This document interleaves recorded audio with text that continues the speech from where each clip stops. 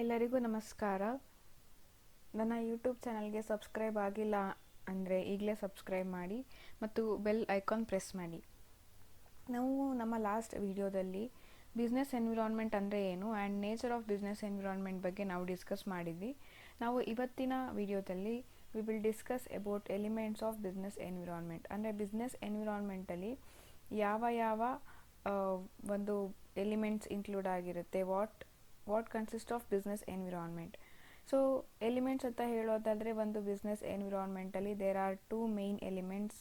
ಒಂದು internal environment, ಇನ್ನೊಂದು external environment. ಅಂದರೆ ಒಂದು ಬಿಸ್ನೆಸ್ ಎನ್ವಿರಾನ್ಮೆಂಟ್ ಅಂತ ತಗೊಂಡಾಗ it comprises of both internal environment and external environment. So ಈ ಇಂಟರ್ನಲ್ ಎನ್ವಿರಾನ್ಮೆಂಟ್ ಅಂತ ಬಂದಾಗ they are called the factors which are controllable. So internal environment is always controllable by the management of any business as well management of any company. So ಮ್ಯಾನೇಜ್ಮೆಂಟ್ಗೆ internal environments ಮೇಲೆ control ಇರುತ್ತೆ. So ಅವರು ಯಾವ ರೀತಿ ಆದರೂ ಅವರ policies ಪ್ರೊಸೀಜರ್ನ change ಮಾಡ್ಕೋಬೋದು.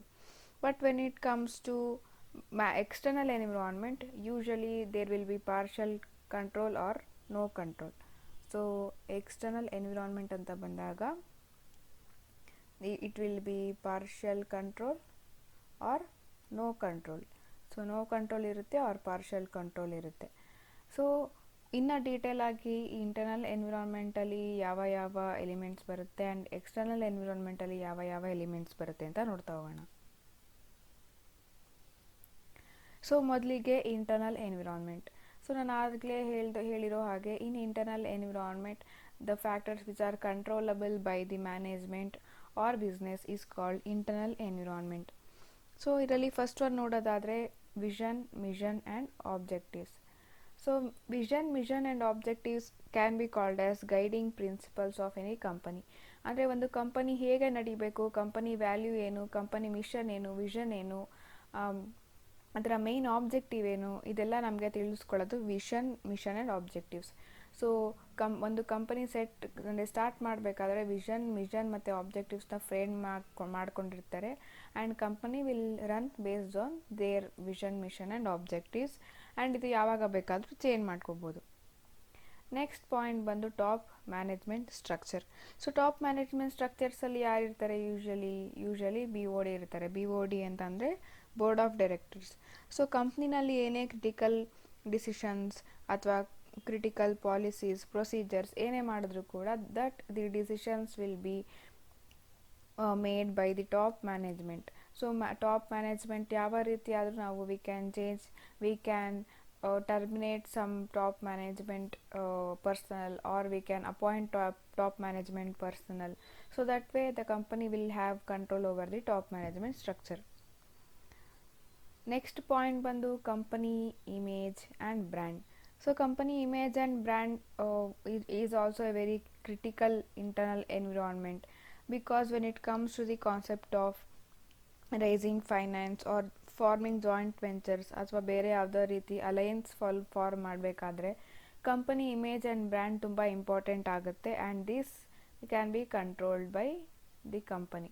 ಸೊ ಕಂಪನಿ ಅಥವಾ ಒಂದು ಬಿಸ್ನೆಸ್ ಅವರ ಕಂಪನಿ ಇಮೇಜ್ನ, ಬ್ರ್ಯಾಂಡ್ನ ಈ ಕಂಟ್ರೋಲ್ ಅವರ ಬಿಸ್ನೆಸ್ಸಲ್ಲಿ ಇರುತ್ತೆ, ಅವರ ಕಂಪ್ನಿನಲ್ಲೇ ಇರುತ್ತೆ. ಸೊ ನೆಕ್ಸ್ಟ್ ಪಾಯಿಂಟ್ ಬಂದು human and other resources. So human resources ಅಂತ ಬಂದರೆ ಒಂದು ಎಂಪ್ಲಾಯೀಸ್, ಅದರ್ ರಿಸೋರ್ಸಸ್ ಅಂತ ಬಂದರೆ ಮೆಷಿನರಿ, ಪ್ಲ್ಯಾಂಟ್ಸ್, ಫರ್ನಿಚರ್. ಸೊ ಇದೆಲ್ಲ ಅದರ್ ರಿಸೋರ್ಸಸ್ ಆಗಿರುತ್ತೆ. So the quality of the output, the quality of the production ಅಥವಾ goods always depends on humans and other resources. So human ಮತ್ತು other resources ಒಳ್ಳೆ quality employ ಮಾಡಿಕೊಂಡ್ರೆ they get good results. Human and other resources are if they are not good, company may have loss. So ಈ control ಇದ್ರದ್ದು control company ಹತ್ರ ಇರುತ್ತೆ. So it is N internal environment. So last point ಬಂದು power structure. So power ಸ್ಟ್ರಕ್ಚರ್ಸಲ್ಲಿ ಯಾರ್ಯಾರು ಇರ್ತಾರೆ? BOD ಮತ್ತು senior executives ಇರ್ತಾರೆ. So ಅವರ ಇಬ್ಬರ ಮಧ್ಯೆ ರಿಲೇಷನ್ಶಿಪ್ ಹೇಗಿರುತ್ತೆ, ಡಿಸಿಷನ್ ಮೇಕಿಂಗ್ ಪ್ರೋಸೆಸ್ ಹೇಗೆ ಮಾಡ್ತಾರೆ, ಇದೆಲ್ಲ ಡಿಪೆಂಡ್ ಆಗೋದು ಪವರ್ ಸ್ಟ್ರಕ್ಚರ್ ಮೇಲೆ. So the relationship between the higher management and the executives and how speed they take decisions ಎಷ್ಟು ವೇಗವಾಗಿ ತಗೊತಾರೆ ಅದೆಲ್ಲ ಡಿಪೆಂಡ್ ಆಗಿರುತ್ತೆ. And it can be controllable, ಇಂಟರ್ನಲಲ್ಲಿ ಕಂಟ್ರೋಲ್ ಆಗ್ಬೋದು. So these are all the elements of internal environment. So external ಎನ್ವಿರಾನ್ಮೆಂಟಲ್ಲಿ ಹೇಳಿದೆ it can be partially controllable or fully uncontrollable ಅಂತ ಹೇಳಿದೆ. ಅದು ಯಾಕೆ ಹೇಳಿದೆ ಅಂದರೆ, again external environment can be divided into 2 elements. ಒಂದು ಮೈಕ್ರೋ ಎನ್ವಿರಾನ್ಮೆಂಟ್, ಇನ್ನೊಂದು macro environment. So micro environment and macro environment. So micro environment ಒಂದು ಕಂಪನಿಯ ಸುತ್ತಮುತ್ತ ಸರೌಂಡಿಂಗ್ಸ್, ಇಮಿಡಿಯೇಟ್ ಸರೌಂಡಿಂಗ್ಸ್ ಅಂದರೆ ಇರುತ್ತೆ. ಅದನ್ನು ಏನಂತಾರೆ ಅಂದರೆ immediate vicinity of the organisation ಅಂತ ಅಂತಾರೆ. So it affects company to the certain point. ಅಂದರೆ ಒಂದು ಇಂಡಸ್ಟ್ರಿ ಅಂತ, ಇದು ಒಂದು ಇಂಡಸ್ಟ್ರಿ ಅಂತ ತಗೊಂಡಾಗ ಇದ್ರ ಮೇಲೆ ಇದ್ರ ಎಫೆಕ್ಟ್ ಇರುತ್ತೆ. ಬಟ್ ಎಲ್ಲ ಮೈಕ್ರೋ ಎನ್ವಿರಾನ್ಮೆಂಟ್ ಎಲ್ಲ ಇಂಡಸ್ಟ್ರಿಗೂ ಒಂದೇ ಸಮವಾದ ಎಫೆಕ್ಟ್ ಆಗಬೇಕಂತ ಏನಿಲ್ಲ. For example, some microenvironments will affect industry A, and the same microenvironment may not affect company B. So athwa industry B. So microenvironment are immediate vicinity factors which may affect one company but does not affect another company. So one company ಗೆ affect ಆಗ್ಬೋದು, ಇನ್ನೊಂದು ಕಂಪ್ನಿಗೆ affect ಆಗದಲೇ ಇರ್ಬೋದು. But on the other hand, macro environment ಅಂತ ಅಂದರೆ it is completely uncontrollable. ಇದನ್ನ completely uncontrollable.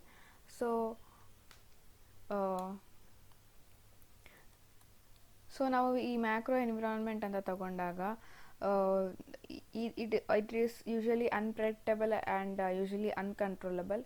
So ಕಂಪ್ನಿಯವರು ಏನು ಮಾಡಬೇಕಾಗತ್ತೆ, ಅವ್ರಿಗೆ ಒಂದೇ ಆಪ್ಷನ್ ಇರೋದು that they have to adapt or adjust R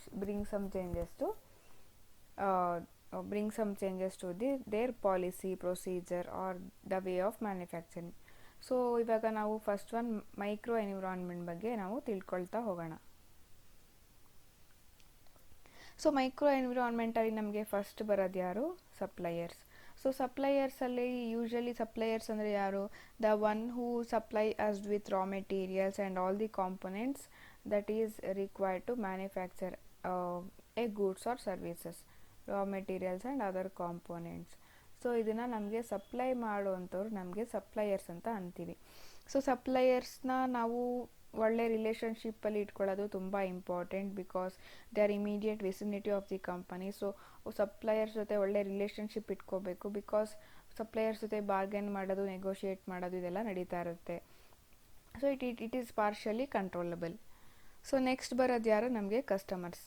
so ಒಂದು ಮೇನ್ ಮೋಟೋ ಏನಾಗಿರಬೇಕು ಒಂದು ಬಿಸ್ನೆಸ್ ಅಂದರೆ, ಕಸ್ಟಮರ್ಸ್ನ ಸ್ಯಾಟಿಸ್ಫೈ ಮಾಡೋದೇ ಒಂದು ಮೇನ್ ಮೋಟೋ ಆಗಿರುತ್ತೆ. ಸೊ ನಾವೇನು ಮಾಡಬೇಕಂತ ಅಂದರೆ, ಕಸ್ಟಮರ್ಸ್ದು need, desires, taste, habits, preferences ಇದನ್ನೆಲ್ಲ ತಿಳ್ಕೊಂಡು ನಾವು ಕಸ್ಟಮರ್ ಹೇಗೆ ಇಷ್ಟಪಡ್ತಾರೆ ಅದರ ಅಕಾರ್ಡಿಂಗ್ ನಾವು ಗೂಡ್ಸ್ನ ಅಥವಾ ಪ್ರಾಡಕ್ಟ್ಸ್ನ ಮ್ಯಾನುಫ್ಯಾಕ್ಚರ್ ಮಾಡಬೇಕಾಗತ್ತೆ. So customers are immediate vicinity of the any environment ಅಥವಾ of any companies environment. Next market intermediaries. So market intermediaries ಅಂದರೆ ಯಾರ್ಯಾರು ಬರ್ತಾರೆ?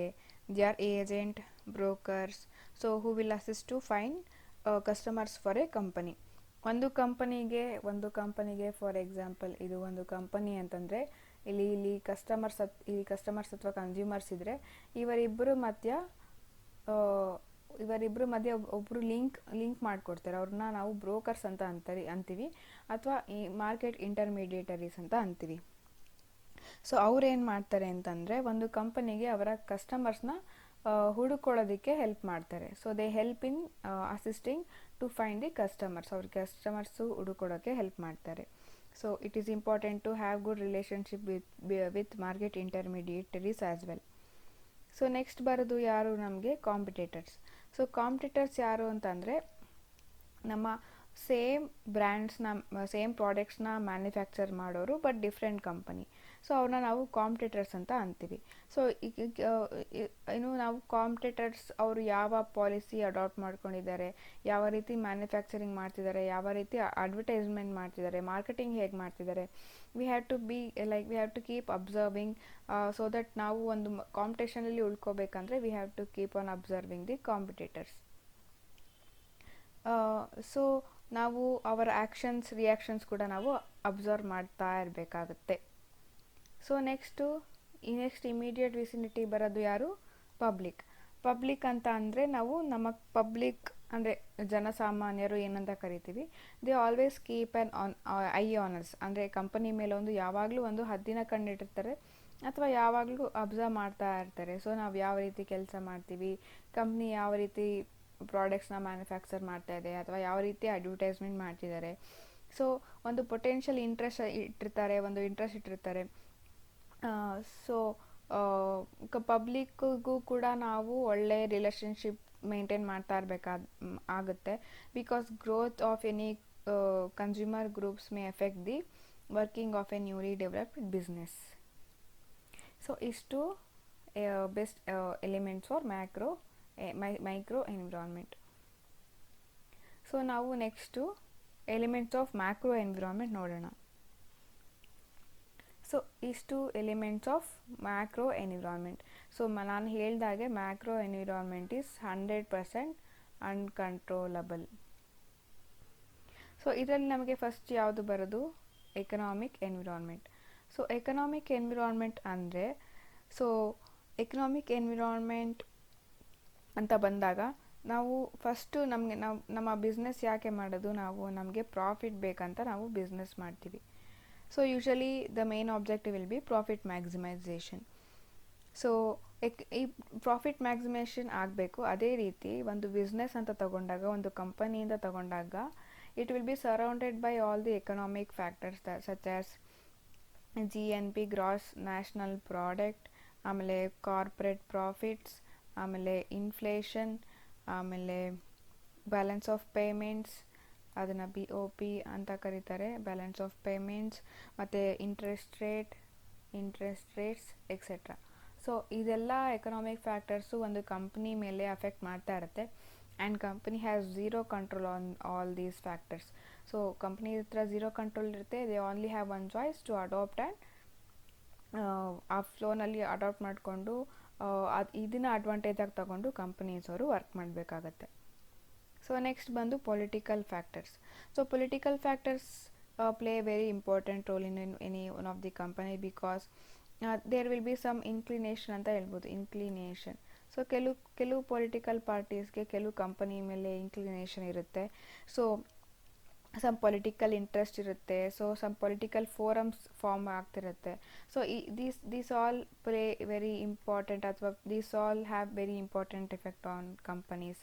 So political environment, the company cannot control any type of political environment, but they can adjust or adopt. Next, socio-cultural environment. So socio-cultural environment ಅಂತ ಬಂದಾಗ ನಮ್ಮ ಮೈಂಡಿಗೆ first ಬರೋದು word value or culture or beliefs ಅಥವಾ customs of people. So ಇದೆಲ್ಲ important ಆಗುತ್ತೆ because ಒಂದು ಕಂಪನಿಯಿಂದ ಒಂದು ಎಸ್ಟಾಬ್ಲಿಷ್ ಆದಾಗ ನಾವು ಅಲ್ಲಿ ಪಬ್ಲಿಕ್ ಅಥವಾ ಪೊಟೆನ್ಷಿಯಲ್ ಕಸ್ಟಮರ್ಸ್ನ ನಾವು ಕನ್ವಿನ್ಸ್ ಮಾಡಬೇಕಾದ್ರೆ ಅವರ ಕಲ್ಚರ್ ನಾವು ಮೈಂಡಲ್ಲಿ ಇಟ್ಕೋಬೇಕು. ಅವರ ವ್ಯಾಲ್ಯೂಸ್ ಏನಿದೆ ನಾವು ಅದನ್ನು ಮೈಂಡಲ್ಲಿ ಇಟ್ಕೊಂಡು ಕಸ್ಟಮರ್ಸ್ಗೆ ನಾವು ಕನ್ವಿನ್ಸ್ ಮಾಡ್ತಾ ಇರಬೇಕು. ಸೊ ಕಂಪನಿ ಕಸ್ಟಮರ್ಸ್ದು ಕಲ್ಚರ್ ಆ್ಯಂಡ್ ಟ್ರೆಡಿಷನ್ಸ್ ವ್ಯಾಲ್ಯೂಸ್ನ ಚೇಂಜ್ ಮಾಡೋಕ್ಕಾಗಲ್ಲ, but they can only adapt ಮಾತ್ರ ಮಾಡ್ಕೊಳ್ಳೋಕೆ ಸಾಧ್ಯ. ನೆಕ್ಸ್ಟ್ ಪಾಯಿಂಟ್ ಬಂದು technological environment. So technological environment ಅಂತ ಬಂದಾಗ technology plays a very important role in any company. So technology ಇಲ್ದಲೇ ಇವಾಗ ಯಾವ ಕಂಪನಿ ಕೂಡ ವರ್ಕ್ ಆಗೋದೇ ಇಲ್ಲ. ಸೊ ಯೂಶಲಿ ಕೆಲವು ಕಂಪನೀಸ್ ಟೆಕ್ನಾಲಜಿನ ಜಾಸ್ತಿ ಯೂಸ್ ಮಾಡಿಕೊಂಡು ಅವರ ಪ್ರಾಡಕ್ಟ್ ಅಥವಾ ಸರ್ವಿಸ್ನ ಮ್ಯಾನುಫ್ಯಾಕ್ಚರ್ ಮಾಡ್ತಾರೆ. ಆದರೆ ಕೆಲವು ಕಂಪನೀಸ್ ಬಂದು ಟೆಕ್ನಾಲಜಿನ ಕಡಿಮೆ ಮಾಡಿ ವರ್ಕರ್ಸ್ನ ಜಾಸ್ತಿ ಇಟ್ಕೊಂಡು ಪ್ರಾಡಕ್ಟ್ಸ್ನ ಮ್ಯಾನುಫ್ಯಾಕ್ಚರ್ ಮಾಡ್ತಾರೆ. But whatever they do they have to be updated. ಇವತ್ತಿದ್ದಿದ್ದೆ ಟೆಕ್ನಾಲಜಿ ನಾಳೆ ಇರಲ್ಲ. So they have to be updated in technology updation ಮಾಡ್ಕೊಂಡಿಲ್ಲ ಅಂತಂದರೆ there will be huge loss, and it may also may be reason to wind up of the company. ಇದಕ್ಕೆ best example ಅಂದರೆ Nokia. So legal environment ಅಂತ ಬಂದಾಗ there will be certain codes and procedures. Codes ಮತ್ತು procedures ಅಂತ ಕೆಲವೊಂದು ವಿಷಯಗಳಿರುತ್ತೆ. Company has to follow these codes and procedures while operating in that country. ಆ ಕಂಟ್ರಿನಲ್ಲಿ ಯಾವ್ದು ಲಾಸ್ ರೆಗ್ಯುಲೇಷನ್ಸ್ ಇರುತ್ತೋ ಅದನ್ನು ಫಾಲೋ ಮಾಡಬೇಕಾಗತ್ತೆ. ಫಾರ್ ಎಕ್ಸಾಂಪಲ್, ಇಂಡಿಯಾದಲ್ಲಿ ಒಂದು ಬಿಸ್ನೆಸ್ ಸ್ಟಾರ್ಟ್ ಮಾಡಬೇಕಂದ್ರೆ ಬಿಸ್ನೆಸ್ ಓನರ್ ಈ ಈ ಕೆಳಗಿರೋ ಲಾಸ್ ಎಲ್ಲ ಮೈಂಡಲ್ಲಿ ಇಟ್ಕೊಳ್ಬೇಕಾಗತ್ತೆ. For example, Indian trademark act, essential competition act, standards of weights and measurement act, and most importantly consumer protection act. ಇಷ್ಟನ್ನು ನಾಲ್ಕು ಇಟ್ಕೋಬೇಕಾಗುತ್ತೆ ಆ್ಯಂಡ್ ಅದ್ರ ಪ್ರಕಾರ ನಡ್ಕೋಬೇಕಾಗುತ್ತೆ. ಸೊ ನೆಕ್ಸ್ಟ್ ನಮಗೆ ಎನ್ವಿರಾನ್ಮೆಂಟ್ ಇರೋದೇನು, natural environment. So natural environment ಇಲ್ಲದೆ ಒಂದು ಕಂಪನಿ ಸಸ್ಟೈನ್ ಆಗೋಕ್ಕೆ ಚಾನ್ಸೇ ಇಲ್ಲ. Because any company will any type of company will extract the natural environment. Natural ಎನ್ವಿರಾನ್ಮೆಂಟಲ್ಲಿ ಏನೇನು ನಮಗೆ ಸಿಗುತ್ತೆ ಅದನ್ನೆಲ್ಲ ಎಕ್ಸ್ಟ್ರಾಕ್ಟ್ ಮಾಡ್ಕೊತೀವಿ. For example, land, water, mining, ಅಥವಾ ಪೆಟ್ರೋಲಿಯಂ, ಅಥವಾ ಗೋಲ್ಡ್, ಸಿಲ್ವರ್, ಸೊ ಅಥವಾ ಏರ್, ಅಥವಾ ಏನೋ ಒಂದು ನಾವು ಏನೋ ಒಂದು ಎಕ್ಸ್ಟ್ರಾಕ್ಟ್ ಮಾಡ್ಕೊತಾ ಇರ್ತೀವಿ. ಆಮೇಲೆ ನ್ಯಾಚುರಲ್ ರಿಸೋರ್ಸಸ್ನ we also uses raw materials in many companies. So ನಾವೇನು ಮಾಡಬೇಕಾಗತ್ತೆ, we have to have healthy relationship ಅಥವಾ mutual relationship with the natural environment. ನಾವು ಹೇಗೆ ನ್ಯಾಚುರಲ್ ಎನ್ವಿರಾನ್ಮೆಂಟಿಂದ ಎಕ್ಸ್ಟ್ರಾಕ್ಟ್ ಮಾಡ್ಕೊತೀವೋ ಅದೇ ರೀತಿ ನ್ಯಾಚುರಲ್ ಎನ್ವಿರಾನ್ಮೆಂಟ್ಗೆ ವಾಪಸ್ ಕೂಡ ಕೊಡಬೇಕಾಗತ್ತೆ in the form of planting trees or some CSR activities related to planting trees, ಅಥವಾ ಗಿಡ ನೆಡೋದು, or promoting education on forestation ಬಗ್ಗೆ ಎಜುಕೇಷನ್ ಪ್ರಮೋಟ್ ಮಾಡೋದು. ಸೊ ಇಂಥ ಕೆಲಸಗಳೆಲ್ಲ ಮಾಡ್ಕೊಂಡು ಬರಬೇಕಾಗತ್ತೆ. When there is no natural environment there is no companies ಅಂತ ಹೇಳ್ಬೋದು. ಸೊ ನೆಕ್ಸ್ಟ್ ಎನ್ವಿರಾನ್ಮೆಂಟ್ ಬಂದು financial environment is 100% very important for any company, because all the decisions about investment is depend on finance. So investment decisions is related to finance anta helbodu ನಾವು. So all the investment decisions are dependent on finance. So there are other terms like markets, stock markets, commodity market, real estate, cash or spot markets. So ಈ ಎಲ್ಲ ವಿಷಯಗಳು financial environment ಅಂಡರಲ್ಲಿ ಬರುತ್ತೆ. So company has 100% uncontrol, ಅಥವಾ ಏನು 100% control ಇರಲ್ಲ, or we can say 0% control ಇರುತ್ತೆ. They have 0% control. So 100% control ಇರಲ್ಲ ಅಂತಲೂ ಹೇಳ್ಬೋದು. ಸೊ ಫೈನಾನ್ಷಿಯಲ್ ಮಾರ್ಕೆಟ್ಸಲ್ಲಿ ಏನಾದರೂ ಅಪ್ ಆ್ಯಂಡ್ ಡೌನ್ಸ್ ಆದರೆ, ಅಥವಾ if there is any fluctuations in the market, ಅಥವಾ ಸ್ಟಾಕ್ ಮಾರ್ಕೆಟಲ್ಲಿ ಏನಾದರೂ ಫ್ಲಕ್ಚುಯೇಷನ್ಸ್ ಇದ್ದರೆ, ಇಟ್ ಅಫೆಕ್ಟ್ಸ್ ಕಂಪನಿನ ತುಂಬ ಅಫೆಕ್ಟ್ ಮಾಡುತ್ತೆ. And as A shed, company has 0 control. So company ಏನು ಮಾಡಬೇಕು, ಅದಕ್ಕೆ ಅಡ್ಜಸ್ಟ್ ಮಾಡಬೇಕು, ಇಲ್ಲ ಅಡಾಪ್ಟ್ ಮಾಡ್ಕೋಬೇಕು. ಸೊ ಲಾಸ್ಟ್ ಎನ್ವಿರಾನ್ಮೆಂಟ್ ಬಂದು ಗ್ಲೋಬಲ್ ಎನ್ವಿರಾನ್ಮೆಂಟ್ ಅಂದರೆ it includes rules regulation from WTO, IMF ಅಂತ ಹೇಳ್ಬೋದು, ಅಥವಾ ವರ್ಲ್ಡ್ ಬ್ಯಾಂಕ್ ಅಂತ ಹೇಳ್ಬೋದು, ಅಥವಾ ಸಾರ್ಕ್ ಹೇಳ್ಬೋದು, ಸಾರ್ಕ್ ಹೇಳ್ಬೋದು, ಅಥವಾ G20. ಸೊ ಇಷ್ಟು ಈ ಆರ್ಗನೈಸೇಷನ್ಸ್ ಏನಿದೆ ಇಷ್ಟದು ರೂಲ್ಸ್ ಆ್ಯಂಡ್ ರೆಗ್ಯುಲೇಷನ್ಸ್ ಅಂತ ಹೇಳ್ಬೋದು. ಅಥವಾ ಒಂದು ಕಂಟ್ರಿ ಇನ್ನೊಂದು ಕಂಟ್ರಿ ಟ್ರೀಟೀಸ್ ಮಾಡ್ಕೊಂಡಿರುತ್ತೆ. ಸೊ ಟ್ರೀಟೀಸ್ ಅಂತ ಕರೀತಾರೆ. ಸೊ ನಾನು ಈ ವಸ್ತುನ ಎಕ್ಸ್ಪೋರ್ಟ್ ಮಾಡ್ತೀನಿ, ನನಗೆ ಈ ವಸ್ತುನ ಇಂಪೋರ್ಟ್ ಮಾಡಿಕೊಡು ಅಂತ ಕೇಳ್ತಾರೆ. ಸೊ ಅದಕ್ಕೆ ಟ್ರೀಟೀಸ್ ಅಂತ ಅಂತಾರೆ. ಸೊ ಇವೆಲ್ಲ factors it is very important for a company and they have 0 control. So situations ಹೇಗೆ ಬರುತ್ತೋ ಆ ರೀತಿ ಅಡಾಪ್ಟ್ ಮಾಡ್ಕೊಳ್ತಾ ಹೋಗಬೇಕು, ಬೇರೆ ಆಪ್ಷನ್ಸ್ ಇರಲ್ಲ.